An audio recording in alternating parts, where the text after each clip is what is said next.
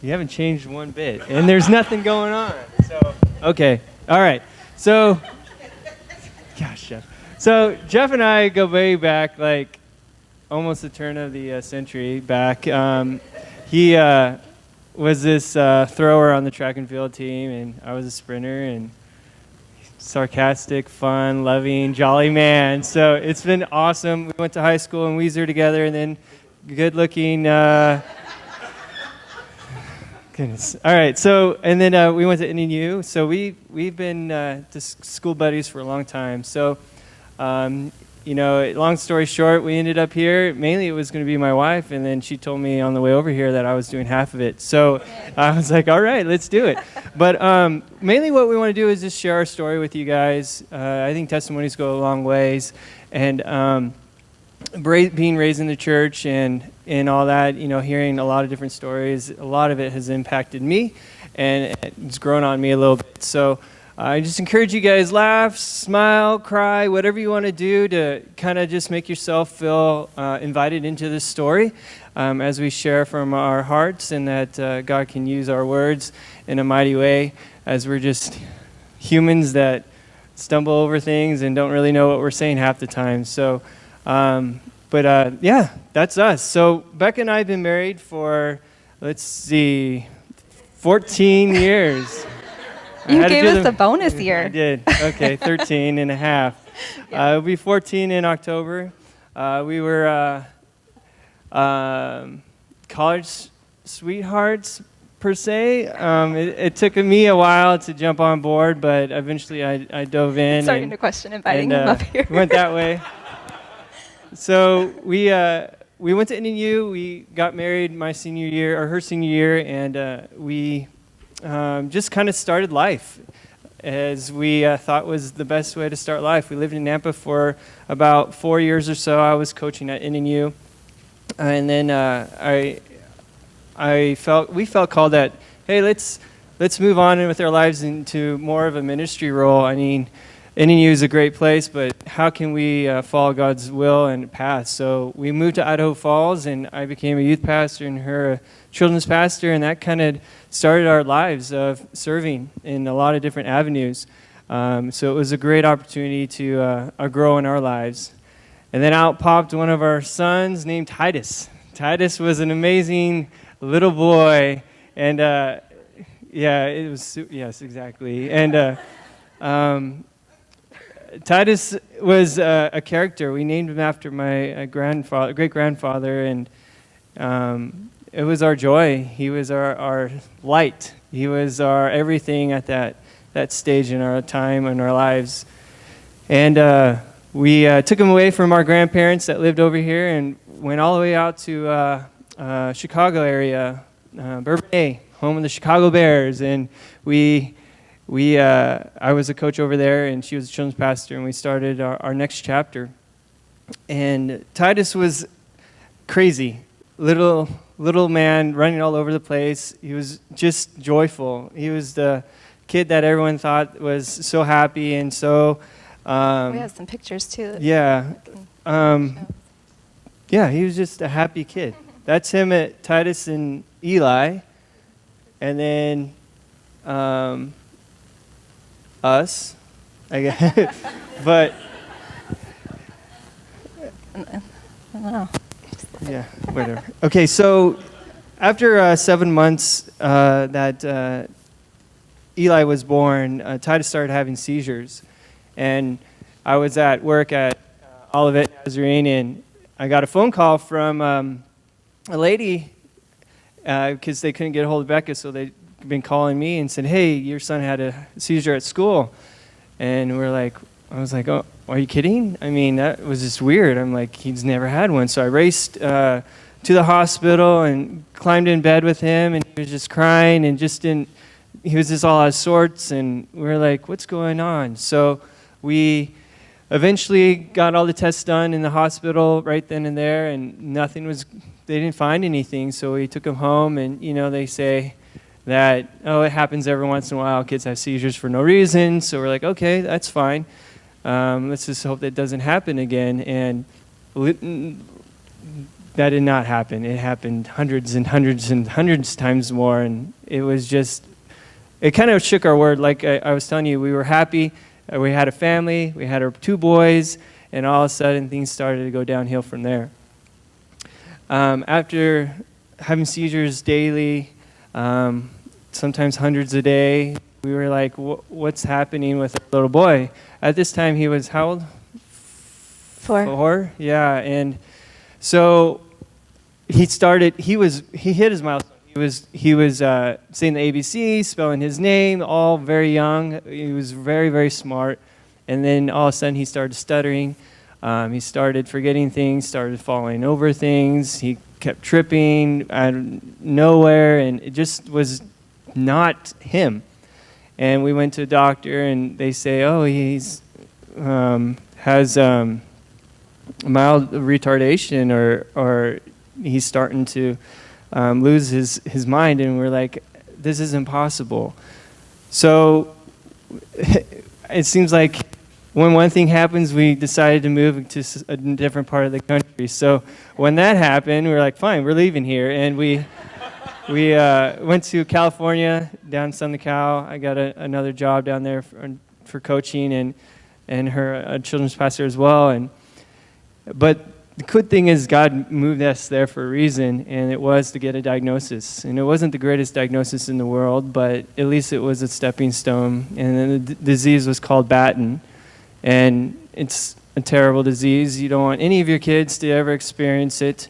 But essentially what it is, Batten's an umbrella term for many different things.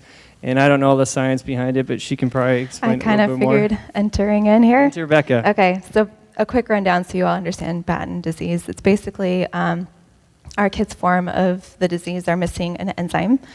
And so what that enzyme's job is to clean up all of the protein and the lipids in the cells. And because they're missing that enzyme, it's a genetic disease, so they're missing it from birth, the kids who are born with this. And so over time, there's buildup occurring in the cells. And we don't see the disease come out until the buildup has happened enough that it is damaging cells. And that's at the point that we started to see the seizures, the falling, the speech delay, the blindness that he had. And then what eventually happens is those cells die. And it, obviously it's a fatal disease, so. Yeah, so like I said, after 14 months of seizures, we finally got a diagnosis, and there was no cure. So we were in the hospital room and our doctor's office, and they brought in the cavalry to tell us, and we knew something was up, and it was just heartbroken because our son's going to die. I mean, that was the underlining tone, and the answer they've given us. So then we're like, now what? What do we do? Where do we go? We're in California. We have no family down there. We have a son, as you can see. He's losing all his abilities, from sight to taste to eating to walking to speaking to anything. And it just was this mind-blowing. And I'm going to jump in. That was our first, I think, point in our story where this perceived control we kind of feel like we have as parents, that we can protect our kids and take care of them, was stripped away from us. And we had to come to a very drastic perspective shift to be able to understand how we were going to now start taking care of, at this point, Titus. And then... Yeah, and like the last song we just sung, it's simply, we will learn our weapon now is love.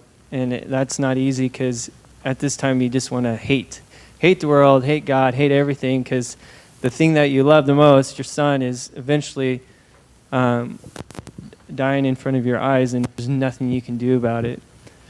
So 2 months after getting that diagnosis, we got Eli tested. It's a simple swab of the mouth and get it sent in, and then the waiting game happens.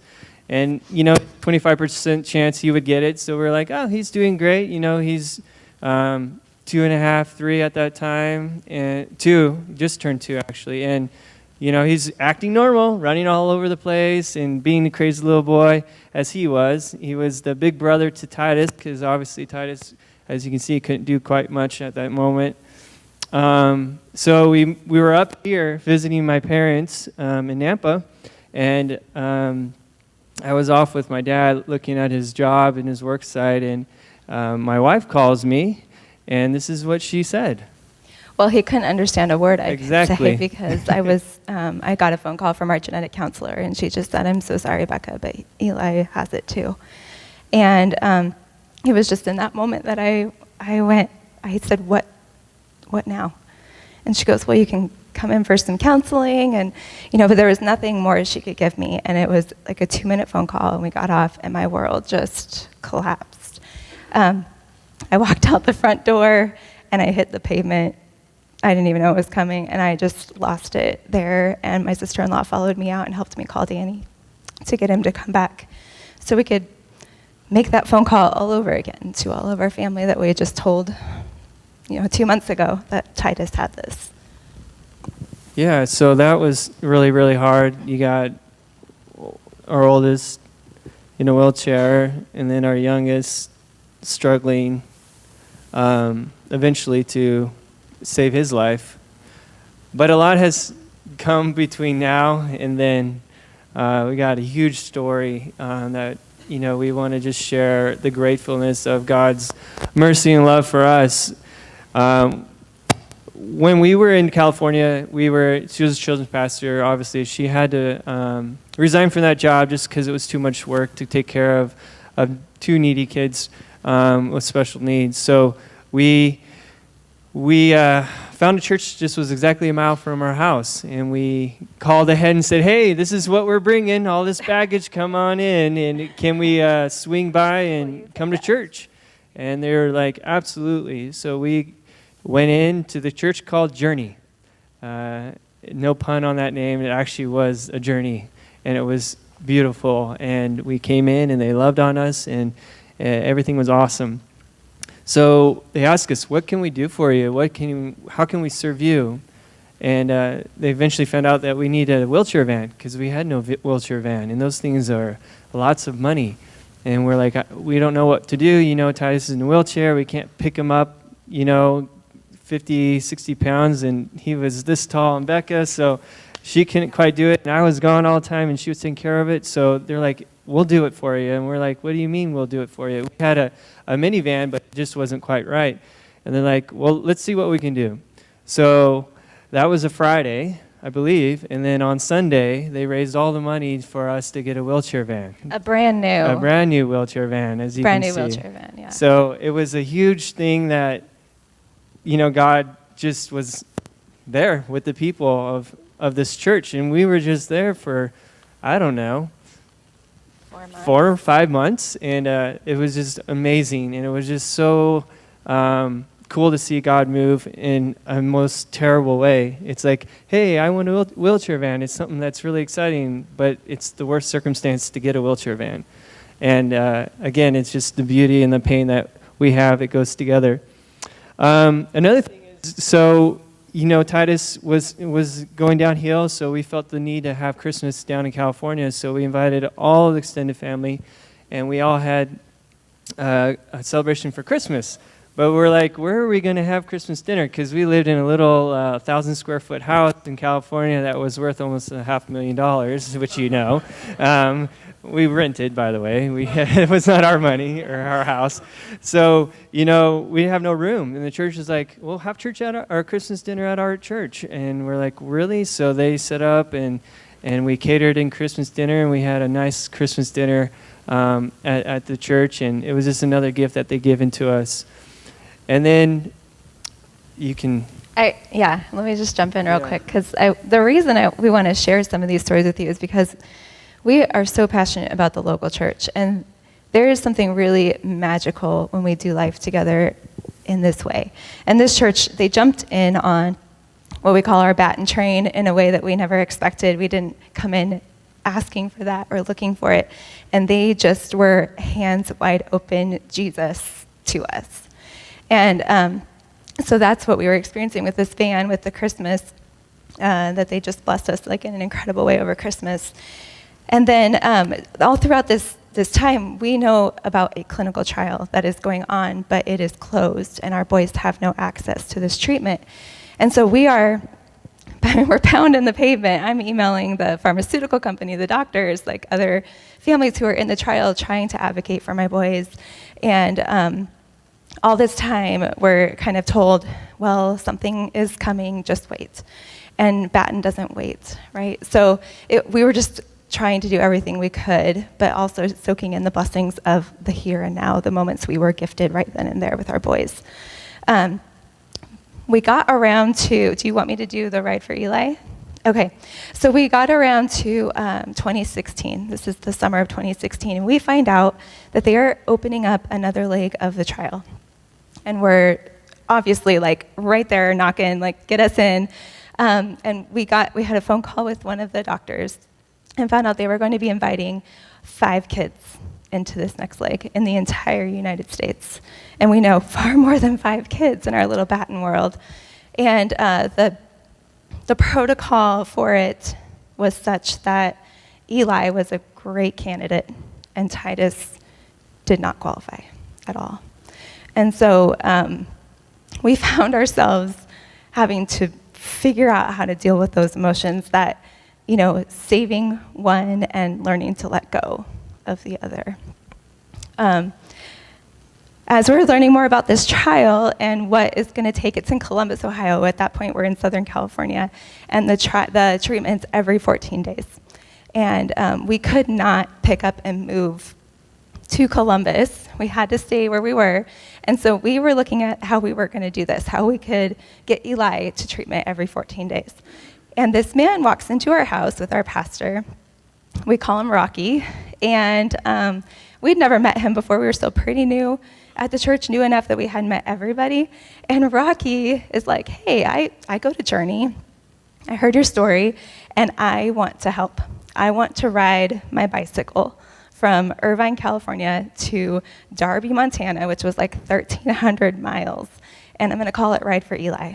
And I want to raise money for your family so you guys can get him to treatment and not have to worry about it.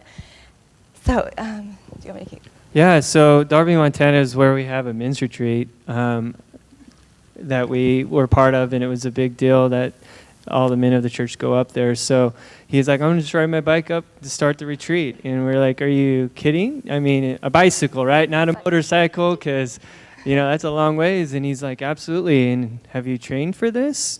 No, but I can do it. So he put some bricks in his bag and rode his bike around, and he did it. So there should be a picture of him with Rocky and his bike and Eli. So that was what he did. That's all he had, that whole thing. I believe the day after that, he took off. He literally slept on picnic tables on the side of the road. Yep. We had people all over, like, we just had a Rocky sighting on Facebook. It was really cool. Yeah, we got videos sent from a person I went to college with who was on our track team, and he sent a picture and a video and say, there's Rocky, and it was him riding in front of his back porch. He sees him on the road. Riding on the road. And then they caught up with him and said, hey, we want to take you to dinner. So they had dinner. So it was really kind of cool. There's just other stories about Rocky sightings all the way up to Idaho from people that we knew. But it was just another thing that God's saying, hey, we're here with you through this horrible time. And it was just really kind of neat to see the days that we were up all night with a wailing child because he's in so much pain. And then we see, just like, hey, we're here. You know, God's like, I'm with you through this. And it's miserable, but yet rewarding and encouraging at the same time. So on September 30th, on September 12th, in the middle of Rocky's trip, we were holding Titus, and he was not doing good. He was breathing about 4 times every minute. So he wasn't, he was just not doing well. And then Becca called me home and said, hey, we need to probably be together as a family. So we were just with him, and he just kept hanging on. We were all sleeping in the living room. My sister-in-law was in the back there. She was, and brother-in-law, we were all in the living room, sleeping on couches and recliners and floors, just being with Titus as he was just the center point, because we never knew what the last moment would have been. And then we were just like, this kid's doing awesome. I mean, he's starting to breathe better. He's moving around. He actually woke up to say some moans and of excitement and squeezed our hands. And it was just like, wait, is God healing this kid? I mean, is this amazing? Thing going to happen? And then he kind of went back into his sleeping state. And that was on the 16th. And the family went to their houses because they were tired of sleeping on the floor for the last 4 or 5 nights. And so it was Bekah and I and Eli and Titus. And Bekah was in the chair kind of holding Titus. And I'm like, hey, should we start feeding him? He had a tube where you feed children that can't eat. It's called a G-tube. Do we start feeding him again? Because we stopped feeding him about 5 days earlier because he's still here, He's probably hungry. And we got in a little discussion. I lost it. Yeah, she kind of cried a lot, and it was like, I don't know what to do. I'm like, well, let's just figure this out together. And she got out of the chair, crying, and I'm like, come back in, come sit with him. And then I just went around to the chair next to him, and we were just talking and rubbing his leg and arm, and then he just took his last breath, and it was so peaceful, but so hard. And we were like, God healed him. Not in the way we would like, but in a way that was so loving, if that sounds crazy, but it was so cool. It was a very peaceful moment. He just took his big last deep breath and he left. And it was really, really kind of a sense of it was like he ran exactly to Jesus. It was a really neat experience that we will always remember at 10:52 on September 17th at night. And it was just one thing that happened that started this whole trip. We were right in the middle of it, and Rocky literally made it to Darby almost at the exact same. So what was happening through this whole part, our life, our story is a lot of pain and then a lot of joy, and the confliction of those together. How do those live together? And that month, that September month, was like the epitome of pain and joy for us, because on that September 12th, when we were holding Titus and counting his breaths, my phone pinged and I got an email from Columbus confirming Eli got the 4th out of 5th spot in the trial. And it was just like, we're sitting here like waiting for this to happen, and then we hear about our son Eli. And then Titus passes away on the 17th, and he's booking tickets right before Titus passed for 3. And I'm so thankful for his strength and being able to do that. I had to walk away.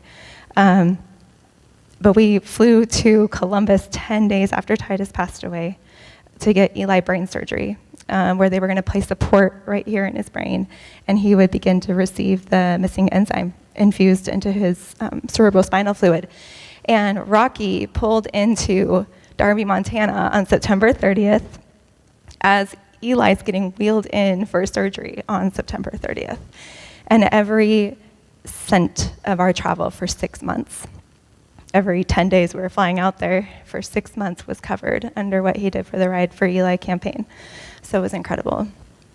Yeah, so all those donations that came in was a huge relief, because they're like, how are we doing this? A coach and children's pastor don't make too much money. We don't have $45,000 to pay for all the airfare and stay and car and stuff. But, I mean, it just was a huge, amazing miracle in the time that Titus passed to Eli getting in the hospital room, and it just was crazy. So if you guys need to know any airports, we can tell you all about the airports. The ones to and how to travel efficiently. But Bekah's going to talk about a little bit about visions that she had, that's God placed on her heart, and kind of the story of our journey, with brokenness and God's love And joy. So, yeah, so I started a blog actually before we got the diagnosis because when you're thrown into so much unknown, I know you guys know what I'm talking about because brokenness is not just us, it's an everybody problem, right? So I just started, I felt like God was spilling into me and filling me up in ways that didn't make sense when I was, my life felt like it was falling apart. And so I just needed to share. And so I started writing this blog and I titled it Can't Steal My Joy. And when I started it, I knew God had a story for me to tell, but I wasn't really sure what the story was going to be, right? It wasn't fully known to me at that time. But the tagline, Can't Steal My Joy, became what we were known for. And it's what we openly and vulnerably shared what we're going through and how that translated in our faith and in our understanding of who God was, because that had to be radically looked at, we found that he was working in the midst of these really broken circumstances, and so that's why Can't Steal My Joy was born. So I know a lot of people were looking in and they couldn't believe what they were seeing with us. They couldn't believe that we were saying, can't steal my joy. And I have to be honest that even in my own self, I was baffled by that. I don't know why I could authentically smile and be in the moments and love and all of that when this disease was stealing from us. And so I looked into our own story and I wondered what this joy was that I truly felt. And so I journaled all the time, and I have a journal entry that I want to read to you guys. This was written in October 17 of 2015, so this is just about 6 months after the diagnosis of our boys. And this is what it says. Want to know why I can't be plucked from the garden of joy? When that hand of hate and jealousy, anger, bitterness, or selfishness tries to pull me out, my roots cling tight, and they dive deep, and they wrap around other roots growing deep. One might try to pull my flower out, but they really have to contend with a mass of roots that have intertwined below. This web of deep roots is a result of God's love. He's deep in us, and when we face a storm on the surface, my leaves and my petals take a beating that no flower could appear to endure. He holds tight to my roots and weaves them throughout the roots of other flowers. As the storm goes on, I don't wilt. I don't become uprooted.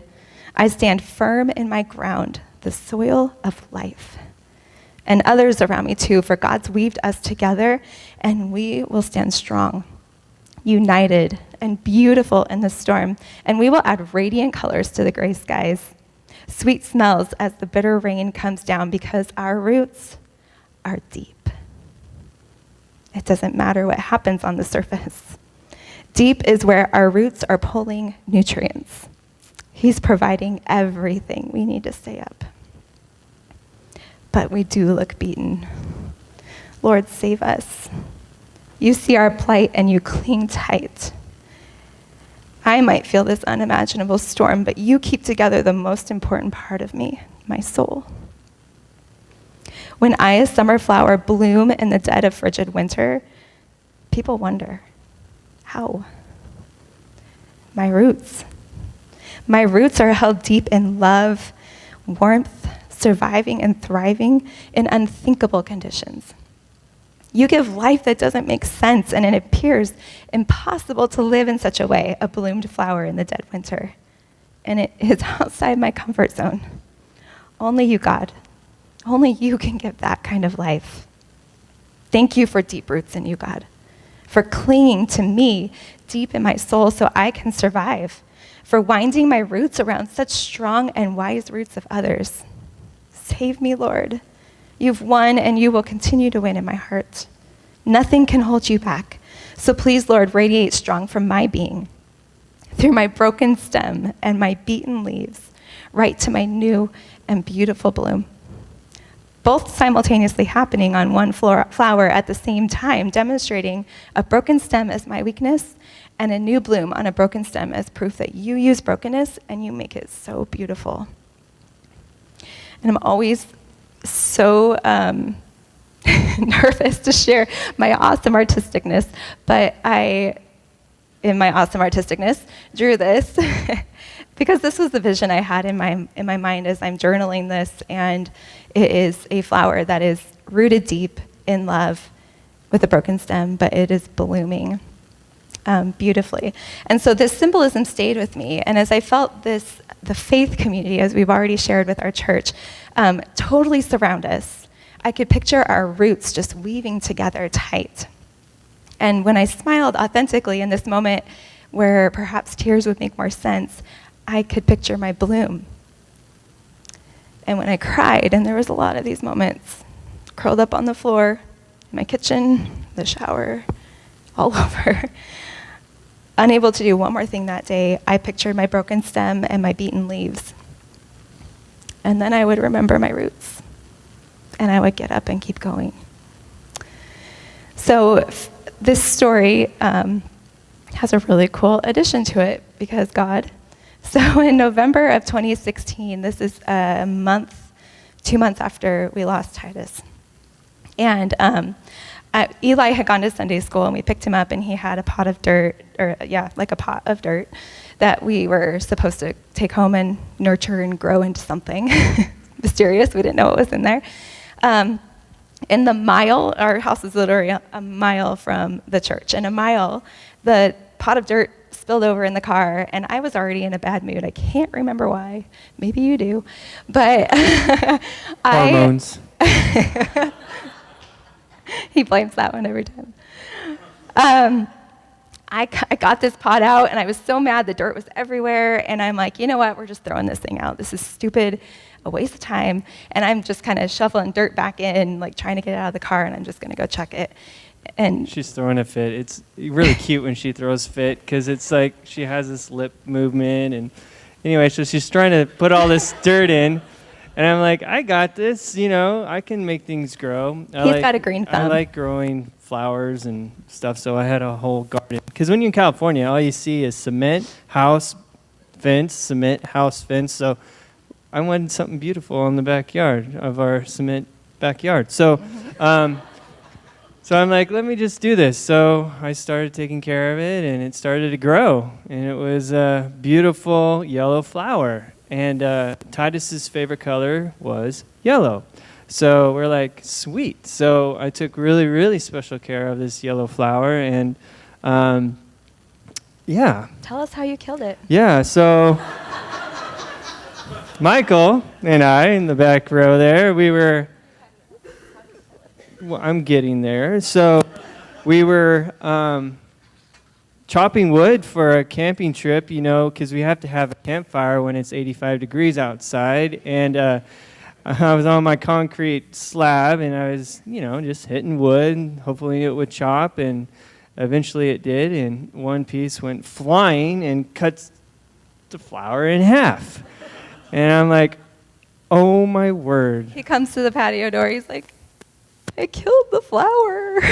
I mean, it was sentimental. It was yellow, and it was Eli made it, and it was Titus's color. So I was like, shoot, I'm going to have the dead flower. And it was like, I don't know, it was horrible. But I got over it a little bit.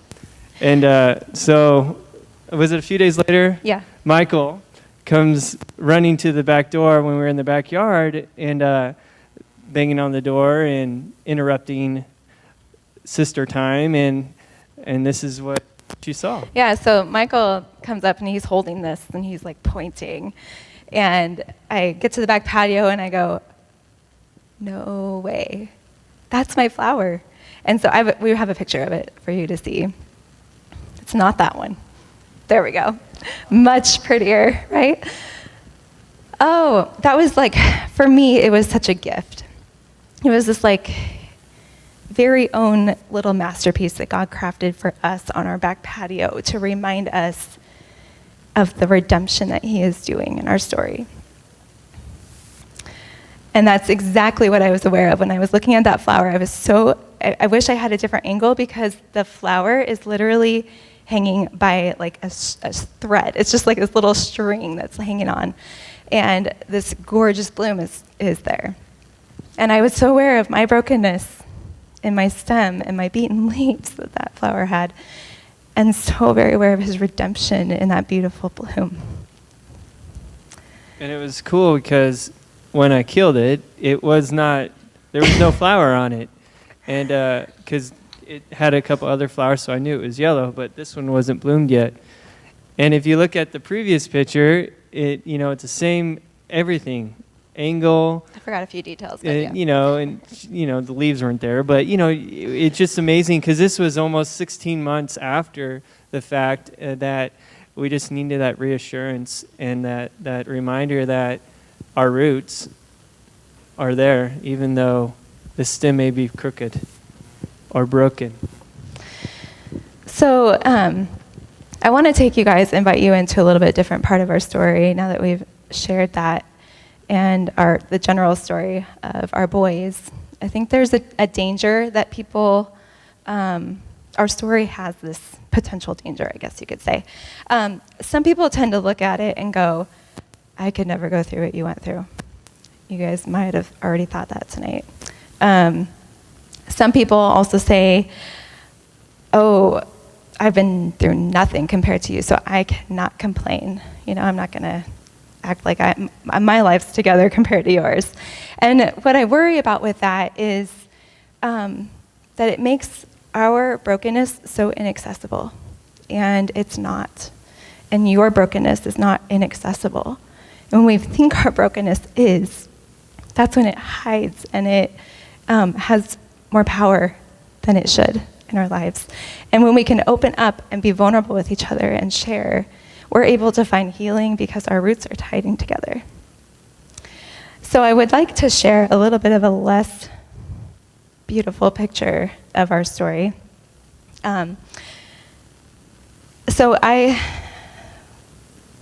disease is it's a terrible disease, and there's a lot of pain and there's a lot of unknowns because my son could not communicate with me anymore, so I didn't know what he needed.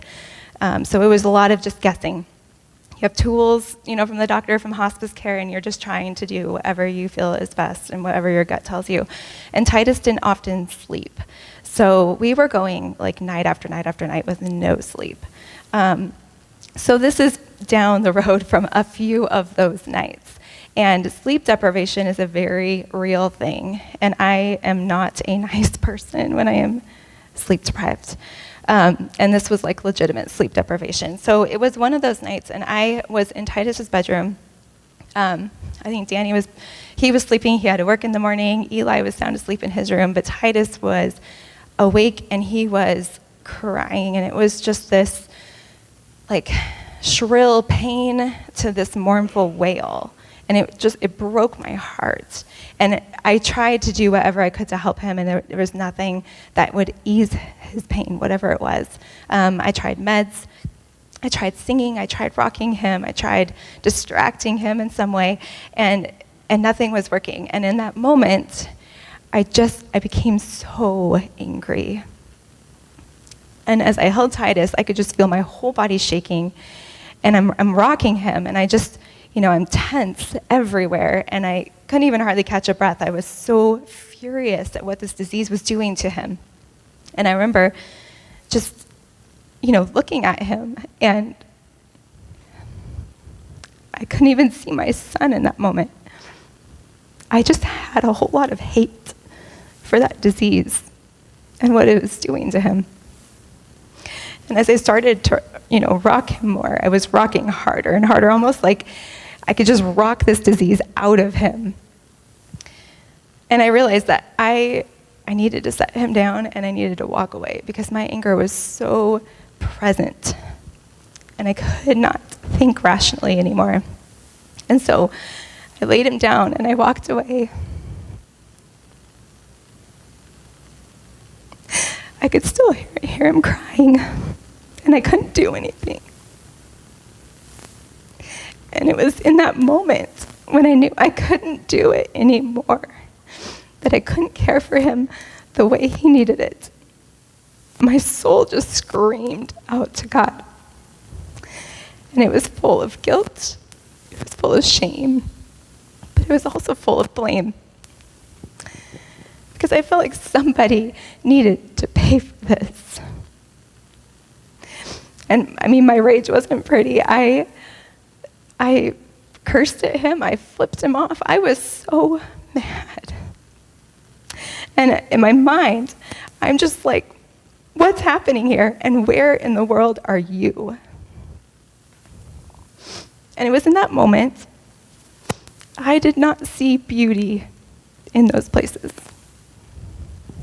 I didn't feel redemption in that pain. I just felt utterly broken. And when I think of somebody coming into a situation like that, a friend maybe, I need them to really get it. I don't want them to come in and try to fix.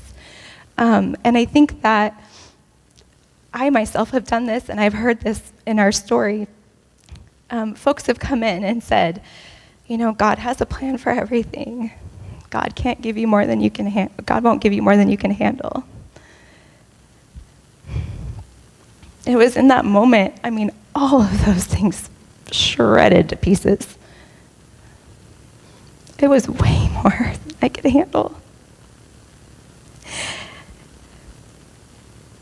And it did not feel like a right plan. And so what I didn't need, what I could not merge in my mind was a good God who would come into that situation and see his daughter broken down and then just pat her on the head and say, "It's okay, daughter, I have a plan for these circumstances." And so as I raged at him and, cursed at him and said all these things because it was just what was in my soul, this hatred, this image just flooded my mind.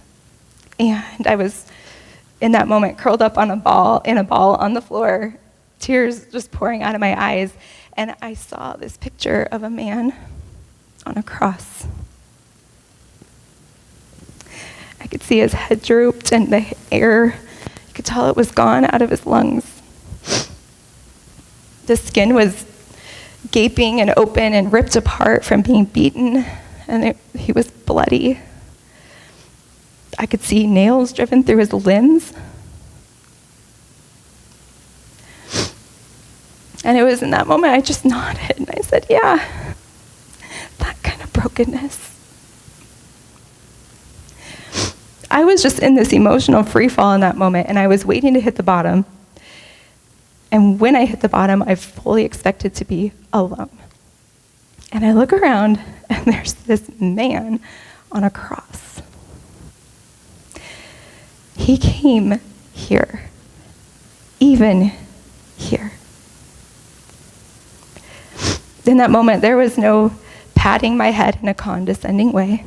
There was no reasoning away my pain or telling me to get over it or to rise above. And I started to see Jesus at this angle that I have never sat to think about or comprehend before. And it was this God who could go clear to death, the very thing that we are guaranteed to experience. He was willing to go there and experience that too, so that in our brokenness, he could be enough. He could say to us, me too. And I've lived through it kind of empathy. And nothing in that moment, in my circumstances, changed. But suddenly, I felt so much love. I didn't feel this was a trump card God was trying to play on me to one up my story. I didn't feel like he was playing the comparison game. In that moment, it was validating love, that he was willing to fully feel and experience brokenness, the brokenness that we were feeling in that moment. And I gathered myself back up. I knew the pieces wouldn't come back together. Not the same ever again. They still haven't. But I knew that he was there and he was holding them. with this tender care that said, no matter how heavy these things are, I am going to journey this with you, and I will never leave. I walked back into my son's room. There's a lamp on in the room, and I could see a little bit. I could still hear his cries. And because Jesus had just gone to complete brokenness with me, I was able to climb in next to my son and hold him and go with him to his. And we were both calmed in the presence of the one I call great love in that moment. And my heart was filled with love for my son, not hate for the disease. And when I think about this, I can't help but see a parallel when God looks at us. Our brokenness, he doesn't see our disease. He sees his son or his daughter, and he feels no hatred toward you. Only this deep, always abiding love. It's a cherishing kind of love, and in that love is exactly who we are and who we are always meant to be, no matter the circumstances that are surrounding us or the choices that we've made. I think that's what I love so much about the flower, because we are all broken. I mean, if you look at that, you know what your broken stem and your beaten leaves are. I mean, we wear them in shame, we wear them with guilt, we wear them in anger. We mask them. We don't want to show them. But as I look at this flower, I know we are all broken and we all need each other. And that our story has been carried by God's people. And I feel like the need for each other is modeled by Jesus himself, because he communes with us, even on the cross. And he showed us how his most broken form, he went there to be with me. So when we can acknowledge that fact, our roots, they start to intertwine and support and hold each other up in a deeply empathetic love. And it's transformational. Our flower that is facing a storm on the surface can hold firm because we're not isolated. We're not rejected. Instead, we are held together in love, and we are journeying in a true Me Too sort of way. This brokenness unites us in the comparison game that we play, the one that we've heard all through our story. It gets put to rest, and this time only love gets to come out and play. And the crazy thing that begins to happen is that we recognize our own brokenness and each other's brokenness, but then we can find reasons to celebrate and to love big and deep and to stand in awe of each other's beautiful blooms and to call those out in each other. Those blooms are Abba, our protector, our mentor, our provider. Great love. And I really, truly feel that we have to accept both of those. We have to accept our brokenness in order to appreciate that redemptive bloom. Because if we haven't fully faced the brokenness, we don't have eyes to see what he is doing. Do you want to read this? Yeah. So this is a passage that has just continued to come up throughout our story, and it goes along with the flower. Go ahead. It's Ephesians 3:16 through 21.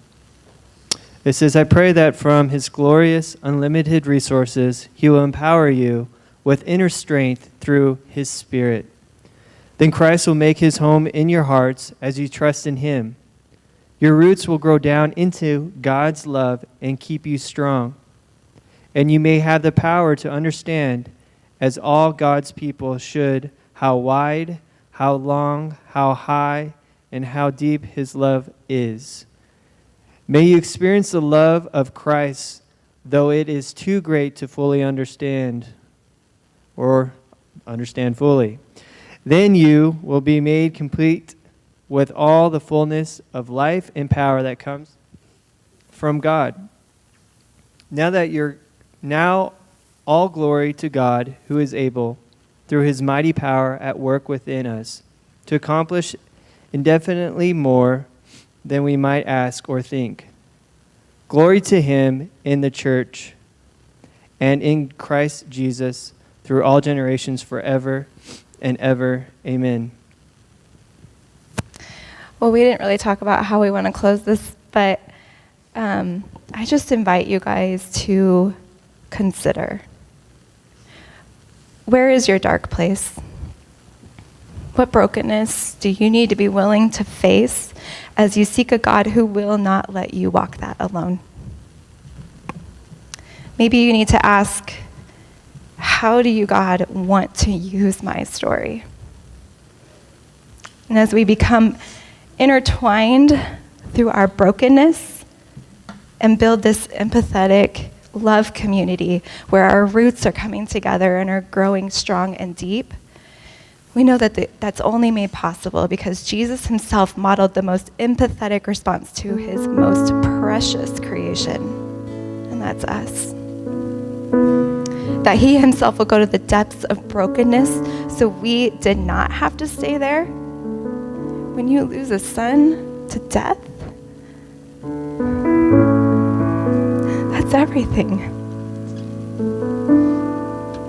To die on the cross and go through his infinite power to defeat death, we too, in his power, get to overcome that and be with him forever. That's why we can smile. That's why I laugh when it doesn't make sense. That's why we say, can't steal my joy. And community is a huge thing. Obviously, we couldn't go through it without the Journey and the Journey Church. And ironically, talking about Rooted. Not to plug that, but Rooted is amazing. We did it, and it's probably the best small group ever. The material is amazing, and it talks about this, how can we be rooted in God? And it was just obviously neat that we talked about roots. But you got to go through community. That's what God gives us church for, so we can have that community and we can love each other. But thank you so much for your time and listening to our story.